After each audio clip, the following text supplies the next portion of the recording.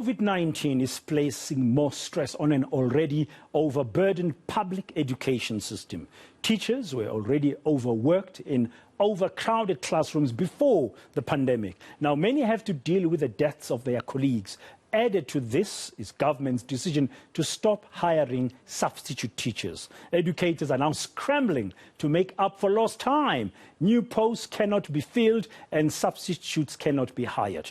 We have reporters this afternoon, Ronald Masinda in Cape Town, Manqoba Mchunu in Soweto and Dasen Thathiah in Durban. They're on the ground in these different parts of the country. They are joining us now on the Midday View just to give us a sense what's happening where they are. Let's begin with you, Ronald Masinda, in the mother city there in the Western Cape, wondering what kinds of pressures the education system there is facing. What can you tell us? Bratan, good afternoon. You're coming to us live from Wales Street. We are just outside of the Department of Education in the province, where we will be speaking to the MEC, Debbie Schaffer. This follows a statement that she released earlier this morning, where she had encouraged that people who are 18 and above, matriculants, should be vaccinated. And that statement comes just a few moments as we've been going around speaking to principals from several schools on the issue of vaccination. It seems like a lot of teachers in the Western Cape are being vaccinated, but the real issue is with the learners, pupils. We've been speaking to a principal from a Beacon Hill Secondary School in Mitchell's Plain, and she said out of the more than 200 pupils who are doing matric, only 14 have managed to be vaccinated, while when we were in Landa earlier on in Kulani Secondary School, over 80 pupils will be writing matric exams, but none of which have registered to be vaccinated. And the concerns on the ground is that not many of these learners are keen to be vaccinated, and so the schools will be trying to also persuade the parents to allow their children to be vaccinated. We also visited a school which has a completely different story to tell, a school that initially, during the first wave of infections, Heathfield High School decided that they will go on a picket, deciding to go against the orders of the Western Cape Education Department of going and opening schools. They have now had their own principal who has been given a warning by the Western Cape Education Department. In fact, this man has been investigated, and those investigations are expected to be concluded. He has been blamed for being in subordination of the Western Cape Education Department, but there are some of those stories across the Western Cape, but also one of the main issues, Bratan, in schools in Mitchell's Plain and in Khayelitsha is the issue of pupils dropping out of school, and this, we are led to believe by many from the stories that we've been hearing from principals, is that some parents have decided to pull their children out of school because of schools continuing to close, and some of the parents saying that, you know, they are actually paying fees and yet they cannot allow their children not to go to school. So if school closed due to COVID cases, and there have been quite a number of high COVID number of cases at a number of schools across the Western Cape, the parents have decided to pull their children out of school. There's also the issue of when schools are closed, there's schools that are breaking in, and this has allowed a backlog of students not going to school regularly. So there are a number of issues to unpack when we speak to the MEC of Education in the province, Debbie Schaffer. Okay, thank you very much, Ronald, for that overview of what's happening in the Western Cape. Let's go to Durban. Dasen Thathiah, good afternoon. In KwaZulu-Natal, I mean, we've just got a sense of the challenges in the Western Cape. What can you tell us, Dasen, about what's happening education-wise under this pandemic in KZN? Well, I can tell you that here in KZN we can relate to what Ronald Masinda was talking about now, particularly about the vandalism. That is also one of the big issues here, where schools are being broken into, the resources, the limited resources are being stolen. Now, all of this comes back to the fact that some of these schools have these temporary closures. There's still a big problem of infections. In fact, when we spoke to the Department of Education's acting HOD a short while ago, earlier this morning, in fact, he was saying that the trend has kind of changed changed. Last year there was a problem with teachers being infected. This year they're now having learners that are infected in more numbers than the teachers.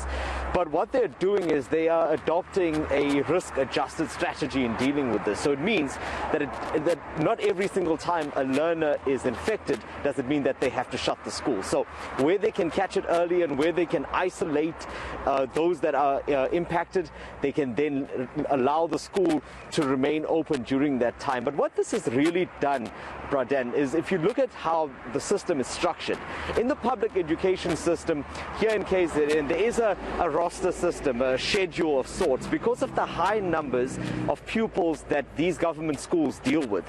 So you'll have children coming in on a Monday and a Wednesday and a Friday, and the next week come in on a Tuesday and a Thursday. This is on a rotational basis. But what it also means is that they then have to make up that time elsewhere. And the department says to do that, it means that both teachers and pupils are finding themselves in a situation of having to come in on other days in addition to this kind of schedule, because the worst of the learning time that was lost came from last year. There was very little learning that took place, and they had to then make up for some of that this year as well. So there's a multitude of issues that pupils are facing. Those that are in the financial position to do so are able to then take their pupils, or their kids rather, to an online learning environment or to other schools that are not as badly affected as those in the public system. Yeah, and of course, there in KZN, we know the impact of the July violence as well on schools, and many schools being damaged and attacked and looted, as you said, Dasen Thathiah. Let's come to Soweto now. Let's come to Gauteng. Manqoba Mchunu, you find yourself in Soweto. I wonder what you can tell us there. What kind of challenges is the education system in the township of Soweto facing? Well, but then one of the biggest challenges perhaps is from the parents themselves who we spoke to today, of course, raising issues around the safety of their children in schools. Of course, this is due to the fact that we are in the midst of COVID-19, and we have seen quite a number of schools being closed here in Gauteng due to COVID-19.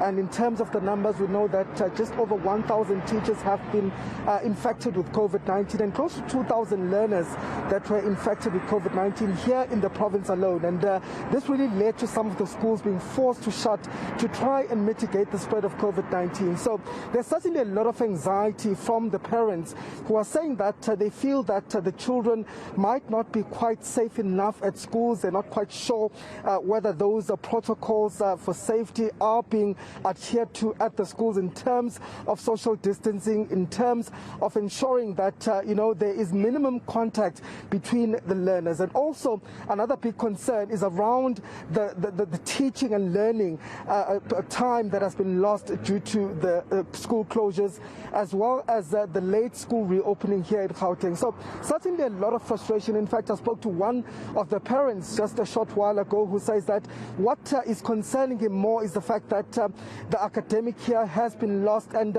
his biggest fear is that his child would not, will be compromised, or his child's education will be compromised. His child is supposed to move to grade 8 next year, but he feels that not enough work has been put on the ground in terms of trying to recover the time that has been lost, in terms of trying to recover the academic activities that have been lost. So quite a lot of frustration from parents as to the time that has been lost in terms of COVID-19, and there are fears, of course, that this will also lead to a number of children dropping out of school due to the fact that they have had not enough time, or have not been adequately equipped to meet the following or the next grades that they are moving to. So certainly on the ground, in terms of parents, those are the frustration.